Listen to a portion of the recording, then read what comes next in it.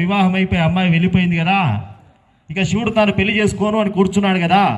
అయితే బ్రహ్మదేవా, చావు లేకుండా వరం ఇవ్వలేను అంటున్నావు కదా, అయితే ఒక చిన్న కోరిక కోరుతానయ్యా, శివుడికి పుట్టినటువంటి పిల్లవాడి చేతిలో నేను చావాలి.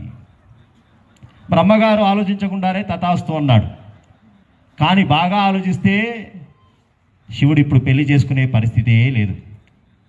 తీవ్రమైనటువంటి వైరాగ్యంతో ఉన్నాడు. అసలు పెళ్ళి అంటేనే ఇష్టం లేదు ఆయనకి ఇప్పుడు. అలాంటిది ఆయన పెళ్లి చేసుకోవాలి, ఆయనకు కొడుకు పుట్టాలి, ఆ కొడుకు చేతిలో వీడు చావాలి. ఇది అయ్యే పనే కాదు. అందుకే వీడు బాగా ఆలోచించే కోరినాడు వరం కోరేటప్పుడు. అంటే దరిదాపుల్లో కూడా దాదాపు 2030, 3000 సంవత్సరాలు, అంటే దరిదాపుల్లో కూడా వాడికి చావు లేదు. చావు లేదు అనేటువంటిది కనుక ఉంటే విశృంఖలత్వం, విచ్చలవిడితనం పెరిగిపోతుంది. అందుకే మనిషికి నాణ్యత్ర పతనాత్ యథా వృక్షస్య సంపుష్పితస్య ఫలస్య నాణ్యత్ర పతనాత్ భయం